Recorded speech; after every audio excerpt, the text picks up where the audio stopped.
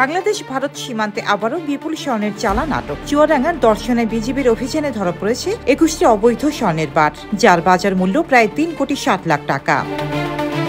বৃহস্পতিবার 7 আগস্ট সন্ধ্যায় দর্শনা সীমান্তে গোপন সংবাদের ভিত্তিতে অভিযান চালায় বিজিবির একটি দল। মোটরসাইকেলে করে সীমান্তের দিকে যাচ্ছিলেন দুই সন্দেহভাজন। বিজিবি থামার সংকেত দিলে একজন পালিয়ে যায়, আর একজন পাশের পুকুরে ঝাঁপ দেন। পরে পানিতে নেমে বিজিবি আটক করে জীবননগরের গয়েশপুর গ্রামের আব্দিন মিয়াকে। তার শরীরে স্কচ টেপে মোড়ানো একটি প্যাকেট পাওয়া যায়, আর পুকুর থেকে উদ্ধার হয় আরেকটি প্যাকেট। দুটি মিলিয়ে উদ্ধার হয় 21টি স্বর্ণের বার, যার সঙ্গে জব্দ করা হয় 2টি মোবাইল ফোন আর 202 টাকা। অভিযানে নেতৃত্ব দেন বিজিবি 6 ব্যাটালিয়নের লেফটেন্যান্ট কর্নেল নাজমুল হাসান।